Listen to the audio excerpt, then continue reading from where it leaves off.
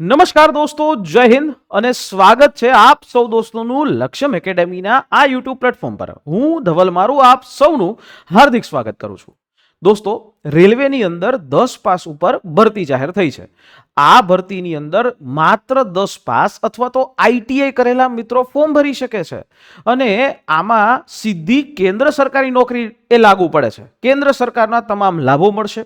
તો અહીંયા ફોર્મ ભરવાનું અત્યારે હાલ ચાલુ છે. ઘણા બધા મિત્રોએ અમારા યુટ્યુબ ચેનલોની અંદર, યુટ્યુબ સેશન્સની અંદર કોમેન્ટ કરી હતી કે સર આ ભરતીમાં ફોર્મ ભરવા માટે કયા કયા ડોક્યુમેન્ટ્સ જોઈએ છે. તો દોસ્તો, એના ઉપર એક ચર્ચા કરી લઈએ કે ફોર્મ ભરતી વખતે તમારે કયા કયા ડોક્યુમેન્ટ્સ જરૂર પડશે.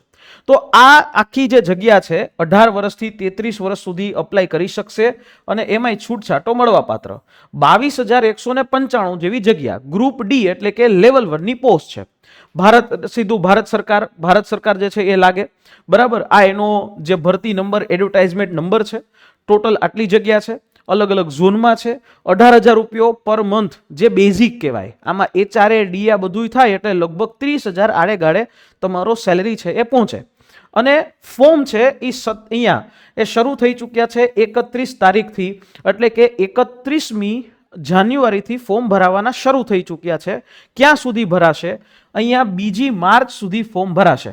એટલે તમારી પાસે હાથમાં 1 મહિનો છે. 1 મહિના સુધી તમે ફોર્મ એ ભરી શકશો. 10 પાસ ઉપર. કેટલા પાસ ઉપર? 10 પાસ ઉપર છે. એટલે આ યાદ રાખજો ખાસ કે ખાલી 10 પાસ ઉપર દરરોજ તમે એ ખાલી 2 કલાકની મહેનત કરો તો તમે આવતા 2027માં રેલવેના કર્મચારી હોય. ક્લિયર? બીજી વાત કે આમાં છૂટછાટ પણ મળશે. ઓબીસીને 3 વર્ષ, એસસી એસટીને 5 વર્ષ, 33 વર્ષ મેક્સિમમ હોય જનરલ માટે. ઓકે, 10 પાસ અથવા તો આઈટીઆઈ કરેલા હોય એ લોકો અપ્લાય કરી શકશે.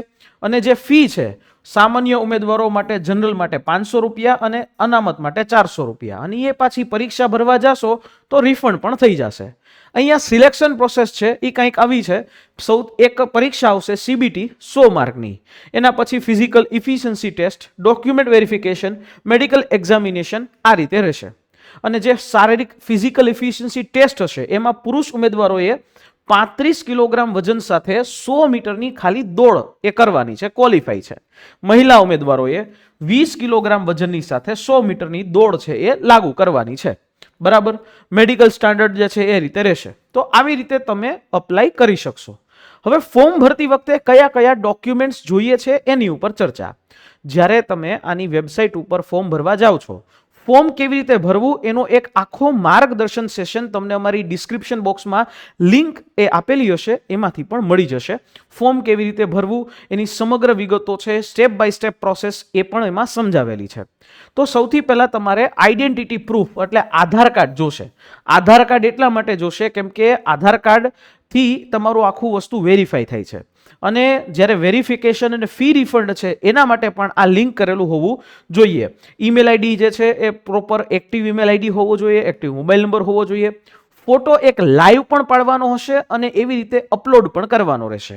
સિગ્નેચર પણ એક અપલોડ કરવાની રહેશે. બરાબર. જે કેપિટલ અક્ષરમાં કે બ્લોક અક્ષરમાં સહી જે છે એ માન્ય નહીં રહે, વ્યવસ્થિત સિગ્નેચર તમારી હોવી જોઈએ. બરાબર. શૈક્ષણિક લાયકાતનો દસ્તાવેજમાં 10મા ધોરણની માર્કશીટ અથવા આઈટીઆઈ પાસ કરેલું હોય એની માર્કશીટ તમને જોશે.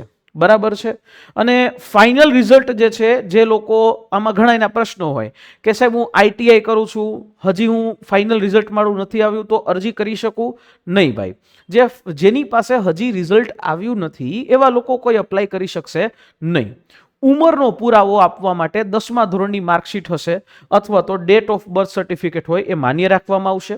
પછી અહીંયા અલગ અલગ કેટેગરીના લાભ લેવા માટે એસી કેટેગરી માટે એસી સર્ટિફિકેટ, ઓબીસી માટે ઓબીસી સર્ટિફિકેટ. ઓબીસી સર્ટિફિકેટ અલગ આવે અને નોન ક્રિમિલિયર સર્ટિફિકેટ અલગ આવે. ઓબીસી સર્ટિફિકેટ હોય એ ઇંગ્લિશ વાળું આવે, ઇંગ્લિશ વાળું એ માન્ય રાખવામાં આવે. અને બાકી એસસી એસટી સર્ટિફિકેટ તો એક પ્રકાર જ હોય છે. બરાબર. નોન ક્રિમિલિયર સર્ટિફિકેટ ઇંગ્લિશ વાળું જોઈએ. ઈડબ્લ્યુઓ સર્ટિફિકેટ ઇંગ્લિશ વાળું જોશે, ગુજરાતી વાળું અહીંયા નહીં ચાલે. ફી માટે જે આપણે ઈબીસી સર્ટિફિકેટ અથવા તો બીપીએલ કાર્ડ જો હોય તો બાકી આ રીતે ચાલશે. માઇનોરિટીઝ જે છે એને ડિક્લેરેશન દેવાનું રહેશે, ડીવી વખતે અત્યારે દેવાની જરૂર નથી. બાકી ફી જે છે ઓટોમેટિકલી પે થઈ જશે, તમારા એકાઉન્ટમાં આવી જશે. બરાબર.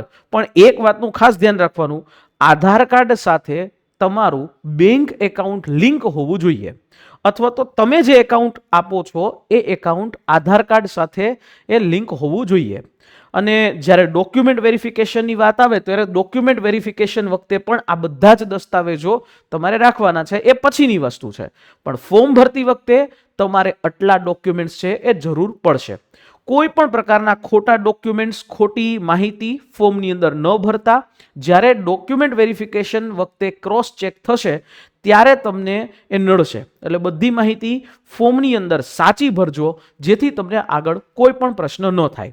અને ગ્રુપ ડી ઉપર સૌથી વિશ્વાસપાત્ર સંસ્થા, સૌથી અફોર્ડેબલ સંસ્થા લક્ષ્યમ એકેડેમી, જેની પાસે આગળ પણ પરીક્ષા પાસ કરાવવાનો અનુભવ છે, એનો આખો કોર્સ તમે જોઈ શકો છો. લાઈવ કોર્સ છે, 1999 રૂપિયા. અને એના માટે 9429077607 આ હેલ્પલાઇન નંબર છે, એના ઉપર તમે કોલ કરી અને સમગ્ર વિગતો લઈ શકો છો. પણ હા, આપણે પાસે એટલે કે રેલવેની માટે આપણી પાસે બુક્સ એટલે કે મટીરિયલ પણ અવેલેબલ છે, જે પણ તમે ઘર બેઠા ઓર્ડર કરી શકો છો. ઓર્ડર કરવા માટે પણ સેમ હેલ્પલાઇન નંબર અથવા તો lakshyamstore.in ઉપરથી જઈ અને આખો આ એસએસસી આરઆરબી નો કોમ્બો છે એ તમે મંગાવી શકો છો. 3 બુક, મેથ્સ, રીઝનિંગ અને સામાન્ય જ્ઞાન જીકે, એ તમારા ઘર સુધી ડિલિવર છે કરી આપવામાં આવશે. બીજી કોઈ ફર્ધર માહિતી માટે હેલ્પલાઇન નંબર ઉપર કોલ કરશો. અને હા, આ વિડીયો જો ગમે તો તમારા મિત્રો સુધી શેર કરશો. ટેલિગ્રામ ચેનલ અમારી લક્ષ્યમ એકેડેમી ઓફિશિયલમાં જોઈન થવાનું ચૂકતા નહીં. જે દરરોજ યુટ્યુબ સેશન્સ ચાલે છે એની પીડીએફ તમને ફ્રીમાં ત્યાંથી મળી જાય છે. અને આ યુટ્યુબ ચેનલ જો ગમે, કરિયર લક્ષી છે, તો સબસ્ક્રાઇબ એ કરી દેજો. મળીશું નેક્સ્ટ સેશનમાં. જય હિન્દ, જય ભારત.